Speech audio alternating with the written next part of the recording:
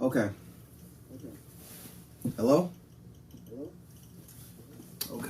That's.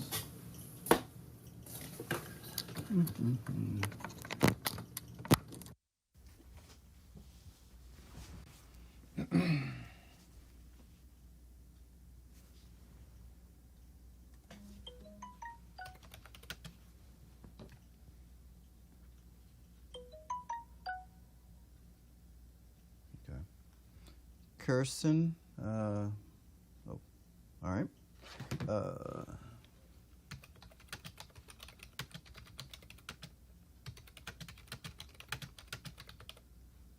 oh, okay, great. Broadkai, you say you can hear me, so fantastic. So, uh,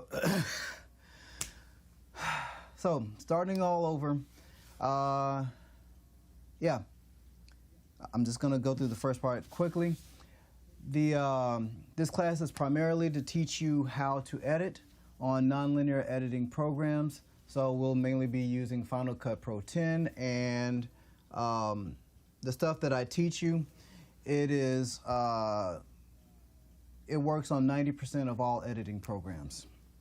Sorry, I'm gonna reset my timer. I usually don't go over 50 minutes because don't want to be here forever. So it'll be for all editing, for pretty much all editing programs, and yeah, also we'll do some Adobe Premiere. So the way the class works is on Mondays is when I do lectures, Wednesdays and Fridays, that's when we do the labs. So half the class goes on Wednesday, half the class goes on Friday. Some of you have already contacted me to let me know what day you want. So I've got 5 people, so there's 1 spot left for Wednesday. So my Wednesday people are Austin Dunn, Jordan Jones, Aiden Martinez, Brandon Sasser, and Carson Meza. So, and so there's 1 more spot. So the first person to just send me a message to let me know that, hey, I want Wednesday also, that's who will have that last Wednesday spot. What else do I want to tell you? Oh yeah, usually with the lectures, I normally don't do it live. I usually do it live to tape, meaning that I'll do basically what I'm doing now, but a lot smoother and a lot less problems. And it won't be live and available, but afterwards I'll just post the link to Blackboard. Oh, speaking of Blackboard, something that I said earlier that I'm gonna have to repeat is, let me get this back up. So on the home page of the class, I want you to go to the content section. In the content section, that's where I usually post like notes and links to lectures and all that kind of stuff. So go to the content section, and the PowerPoints that I'm about to go over in our lecture, they'll be there as well, but it'll be like a student version that has like a fill in the blank type format, so you still have to pay attention. And okay, Isaac Singleton just let me know. So anyway, all the Wednesday spots are taken, so if you are not one of the 5 names that I just mentioned or Isaac, then that means your lab day is on Friday. So anyway, if you just click here, like where it says linear, non-linear thing, that's our lecture. So you have a copy. If you want to print it out in outline format or just save it to your phone and swipe through it, whatever you want to do, that's fine. So let's get to the actual lecture.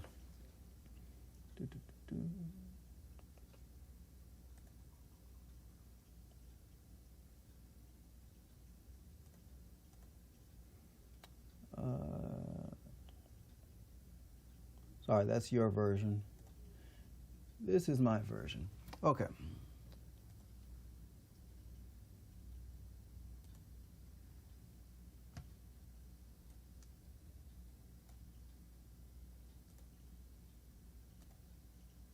Okay. So before we go all into nonlinear and advanced editing techniques and all that kind of stuff, I want to talk to you a little bit about like where editing came from. And I'm not talking about splicing, you know, old film with scissors and all that kind of stuff, but there's this thing called linear editing. So most of the editing that gets done today is nonlinear. So the primary difference between linear and nonlinear editing is that linear editing, you have to make all of your cuts in sequential order.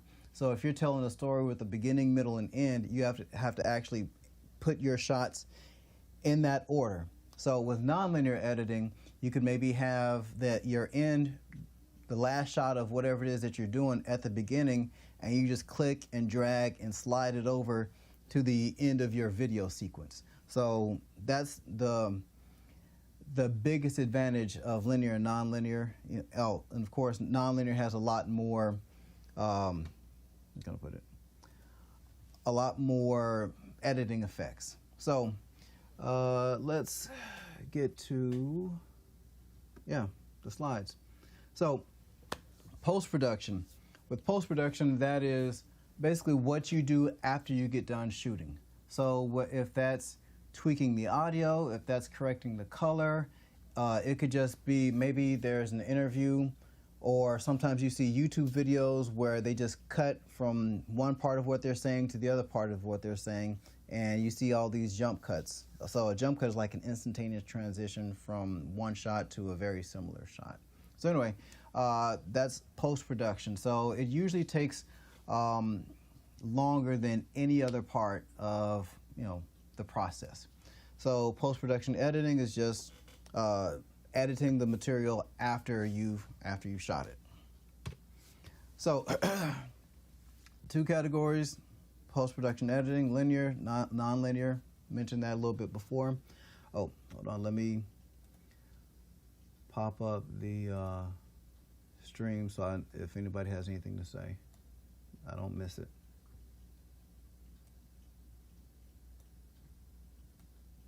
Okay, cool.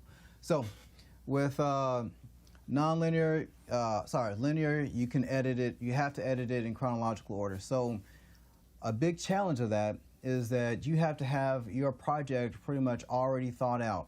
So you're thinking, okay, why do you have to edit it in order? Well, when linear editing was the thing, you were doing this on, like, say, VHS tapes, and they have mini DV tapes and a whole bunch of other tape formats, but basically they're all like a VHS cassette type tape. So you can't imagine like a cassette tape, but for video. Okay, you can't just be chopping it up. It's basically what you get in the end is what you get. So because of that, you had to actually like edit the one shot on there, and then the next shot had to be exactly where the previous shot ended, and you had to keep doing that throughout your entire sequence. And if you messed up, what would happen is, okay, you try to rewind and put it, a different shot to record over, something that you didn't want. But if you slip up even by a fraction of a second, you end up recording over something that you didn't mean to. Or you may have left a tiny, fraction of a second of a gap. So that way your previous video that you meant to record over shows up for a split second.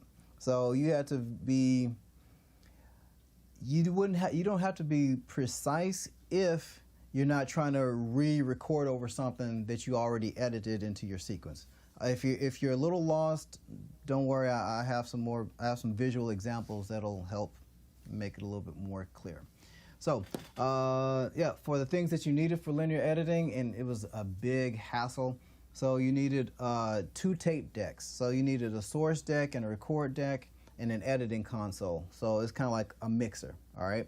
And your final product always went to tape. So let me show you. This is your editing console. So let me get a closer image of this. So this crazy thing, make sure you can see what I'm doing. So with this, this was your jog shuttle wheel. So basically that's how you fast forward and rewound. So where it says V1, that was for video, and A1, A2, all that was for your different audio tracks. So you could say maybe have music on one track and narration on the other. So what you had to do was you had to rewind or, fast forward your tape to wherever you wanted it to be, and you had to press mark in. So that means this is like the end point of where I want my video to start. And on your play deck, you would have to say fast forward to the end of where you wanted it to stop and click mark out. So you had to do that for every single piece of video, or if you had some audio that you wanted to use. So it was not it was not convenient. I mean, people got used to it, but yeah. So the whole thing looks something like this, where you have this is the monitor for your play deck. So your raw video would go into your play deck, and this was the tape deck for your final project. Basically got recorded onto a separate tape, which was in this particular deck, and this was the monitor that allowed you to see what was actually being recorded. Now, the reason why I'm telling you this is because this is where we came from, and actually this still exists. So, and a lot of the principles still exist, but you don't have to be so hardcore about it. So, and one way that this still exists this is what a lot of linear editing programs look like now. It looks like some type of briefcase that carries, I don't know, nuclear codes or something, right? So, with this, you had this slot for your played tape, and this slot for your record, and you have basically everything all in one. Now, why is this used? Well, in broadcast news, you have to edit very quickly.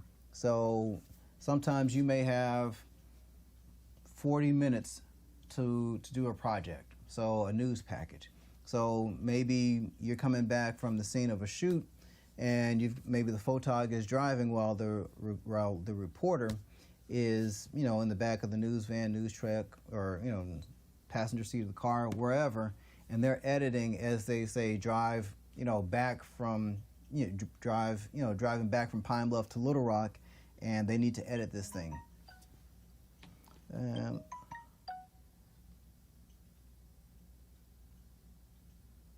Okay. All right. Sorry, that was another student, but it wasn't a student from this class. So anyway, so in that instance, it still exists. So those of you who go into news, sometimes you'll have to edit something in the back of a news van. So if you're a photog or a reporter. Moving on. So with nonlinear, so this one, your shots can be arranged in just a random order.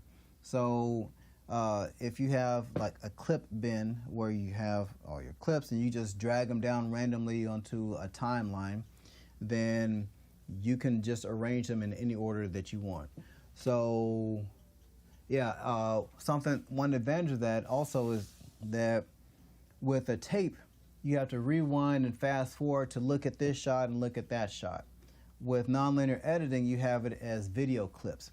So it might just think of it as like MP3 song tracks. So when you come up with a playlist, you don't have to listen to one song or fast forward till you get to the next song. You just click on whatever song you want to hear and then drag it to whatever it is that you're doing. So some things about nonlinear editing is that you have to have hard drive space. So one of the reasons why hard drive space gets cheaper and cheaper is because so many programs and files require more space. Something just popped up and I want to address that. Okay, so just like high definition video, it takes up a huge amount of space. Those of you who have done any photography, that raw files are gigantic. So you need space to store those clips. Also, if you have to like render, what rendering means is that it allows you to see what this effect or whatever looks like in real time. So all of that takes hard drive space. So anyway, once you run out of space, you're basically dead in the water. It's like a car that ran out of gas. So maybe the lights turn on, maybe the windshield wipers work, but you're not going anywhere. So video has to be encoded or sometimes transferred before editing. Usually these days the process is pretty quick. Once you slide the file into whatever nonlinear editing program, it takes just a few seconds. And of course, nonlinear editing requires a nonlinear editing program. So if you have the greatest computer, I don't know, you may have a MacBook Pro or Dell XPS or whatever, okay? If that super duper fancy, you know, $5,000 computer doesn't have an editing program, then guess what? You can't edit. So there's no way around that. So you have to, you know, if you're thinking about buying some equipment or something, you do have to consider the price of your editing program. So yeah, there's really no substitute for that. I mean, yeah, you might get Windows Media Maker, Windows Movie Maker or something, but yeah, if you don't have that, then you know, there's no editing that you can do. So a lot of the stuff I've been talking about, maybe I should have popped this up sooner. This is what an average nonlinear editing screen looks like. So this area right here is your clip bin.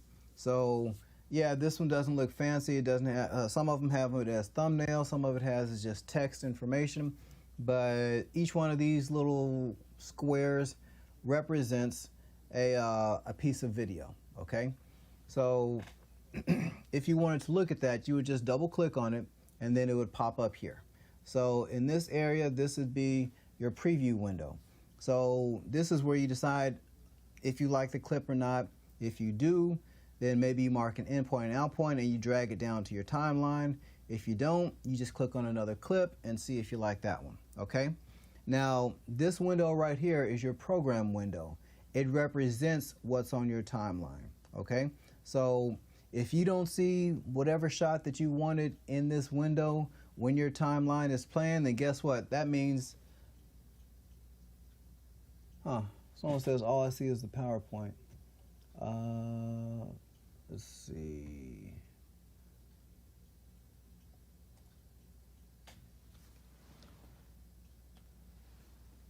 Hold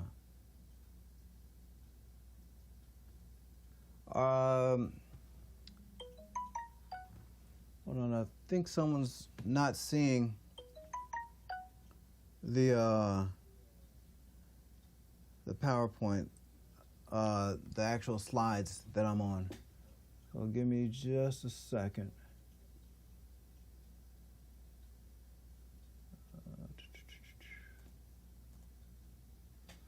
Chapter 1, why is it not?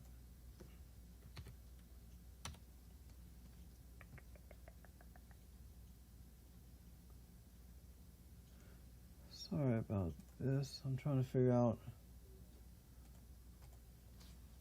what might be, if you guys are having some type of issue not seeing the slides or not seeing the handouts, then let me know. So, because that's not being really communicated on my end. So, let's see if this works better.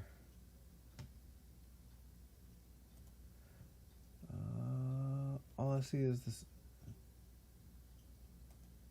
Okay.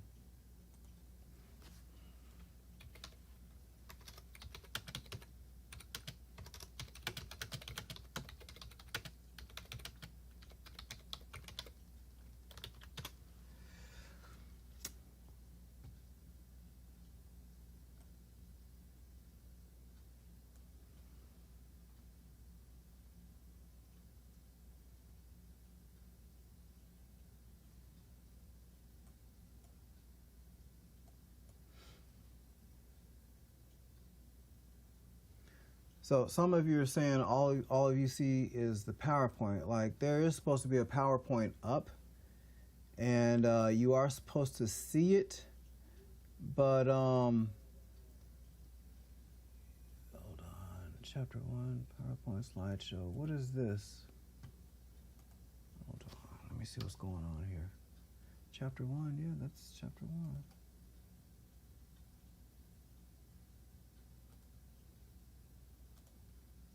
I'm trying to figure out what it is that is going on.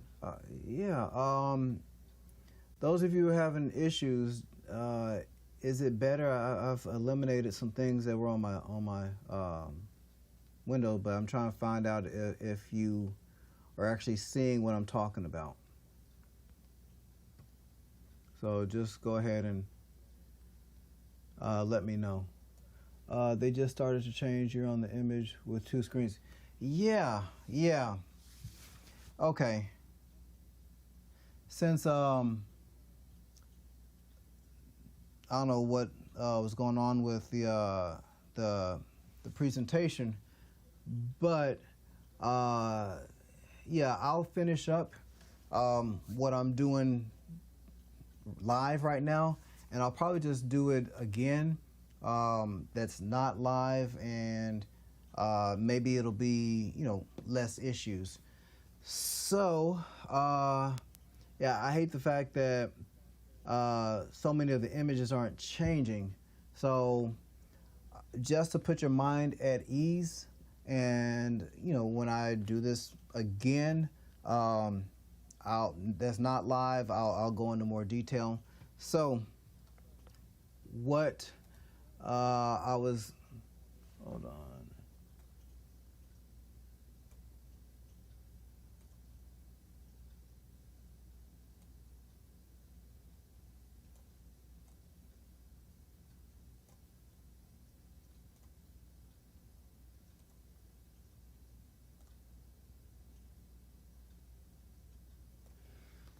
Okay. And this should be full screen.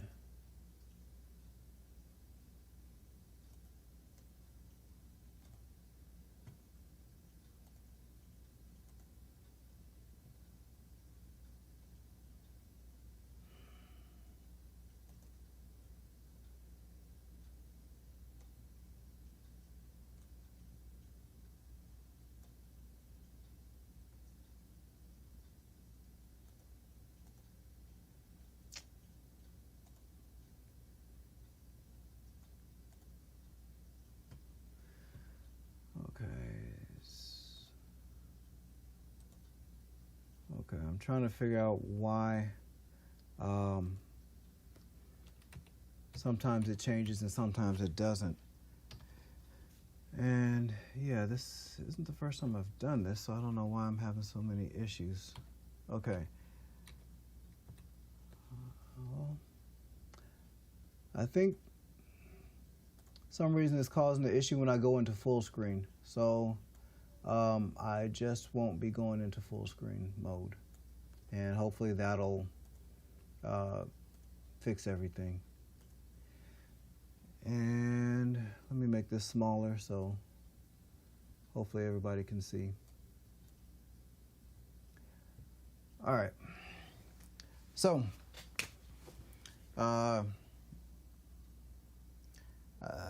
yeah, post-production, basically everything that happens after you shoot the footage. Post-production, so it could be adjusting the sound, maybe putting in subtitles, that type of stuff. Post-production editing, that is when you actually edit the footage that you shot. So some categories of editing: linear, non-linear. So linear is when you have to edit everything in sequential order. Non-linear is when you can put the shots on your timeline in whatever order and just move them around, kind of like shuffling, songs in a playlist.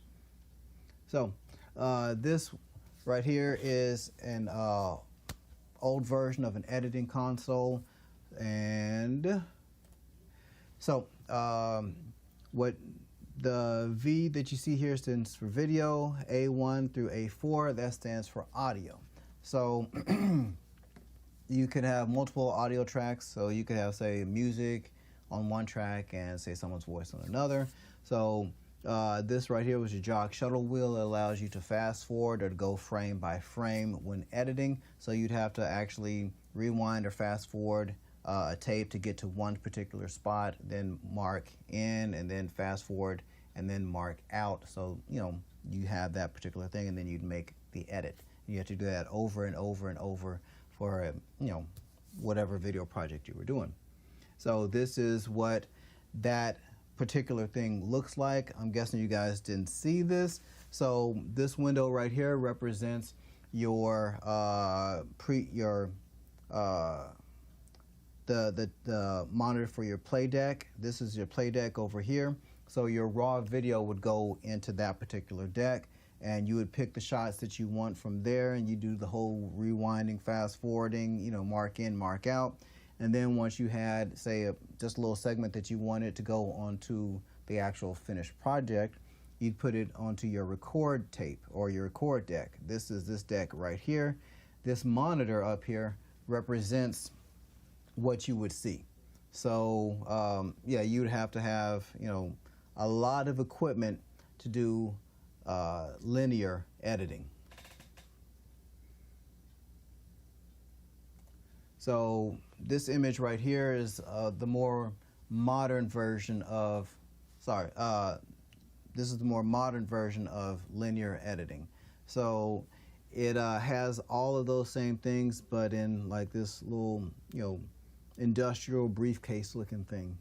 So, and yes, these things, still used today. So, not everywhere, but in enough places. So, let me scoop this up. Nonlinear editing. You can call up shots and put them anywhere. Like I said, hard drives, you need space, or else you're dead in the water.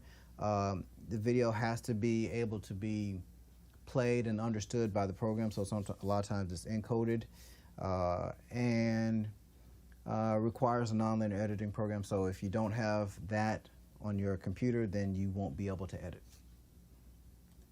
So this screen right here, let me just make it bigger. So to show you around, sorry.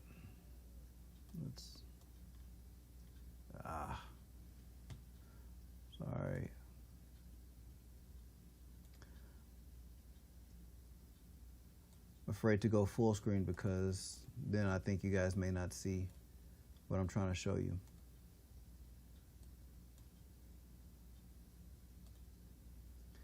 Oh, come on.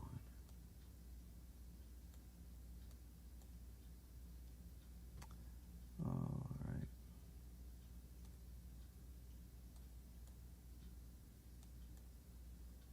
All right. So the window with the two screens. So this is your clip bin. This is where you would have your video files.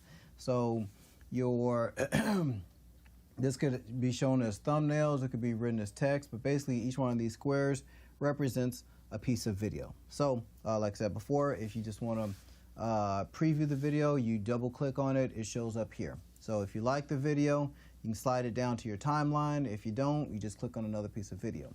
So this right here represents your program window. So this timeline right here represents a video sequence that is being edited. So as it plays, your playhead right here, I don't know if you can see that little triangle in the line, what is played represents on this particular window. So if it doesn't show up here, then it's not in your project. So with this, see, can I go down a little bit? Oh, yes, I can. So with this window, usually you have kind of like an equator type line, and what's above it represents your video, what's below it represents your audio. In this particular case, what we see here is one video track and a lot of audio tracks. So they look different depending on the program, but they all have kind of that universal. And Over here, this is kind of like your editing tools. So basically different ways that you can select video or different ways that you can cut or trim video. And this down here represents your audio meters. So audio meters will be represented pretty much somewhere in a nonlinear editing program. It might be over to the side or it might be smack dab in the middle. But somewhere they're gonna let you know some way of monitoring your audio. And and this slide right here is just a summary of the main points of linear versus nonlinear editing. So with linear, you have to fast forward or rewind to get to the desired footage. With nonlinear, usually you can just click on whatever clip you want, because when you're recording, these days onto an SD card or whatever digital media, every time you press start and then stop on whatever camera you're using, basically that makes a little clip. So you can just click on any one of those clips instead of having to play the whole thing before you can see the next, piece of video. So linear editing has to be edited in its final order. So with a project that you're editing linearly, you have to know what it's going to be from the beginning to the end. Let me see if I just want to double check the chat just to make sure that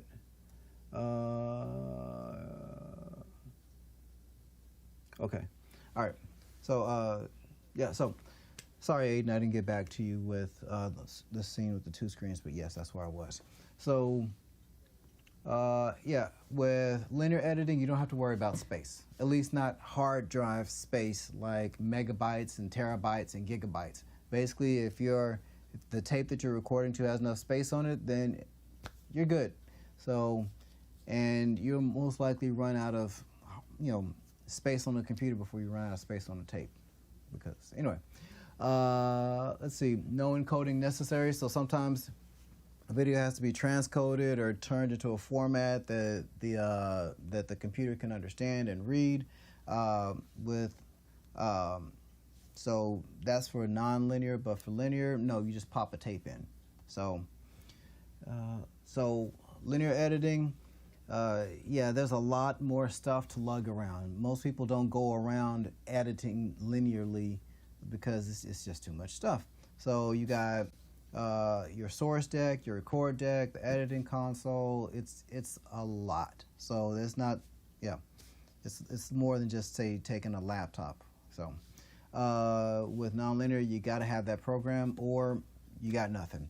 Linear editing, the media that it uses is tape and tape only. That's it. Tape, tape, tape, tape, tape, tape, tape, tape. So hope you got it, that if you're doing linear editing, you're working with tape. So with nonlinear editing, you can do pretty much anything. So you can use still tapes, you can use DVDs, Blu-rays, you can use JPEG files if you want to do like a still image, GIF, whatever. So MP3s, all of that stuff is available. If you can, copy, paste it, or save it, somehow with a computer, then you can probably get it into a nonlinear editing program. So time is actually not up, but this was such a disaster. I think I'm gonna not, I could go on to the actual editing process, but I think I'm gonna lick my wounds instead of, pressing on. Yeah, plus I think I'm gonna have to do this again in a more polished fashion. So if there's any questions or something that you may have, I do have the chat screen up. So if you want to ask me anything, just now is the time. So in the meanwhile, while I'm waiting on questions, just to reiterate, Wednesday we have Austin, Jordan, Aiden, Brandon, and Carson, and I forgot the other guy's name. I think his name was Isaac. Um, for the Wednesday lab, and on Friday it's everyone else, and that doesn't mean that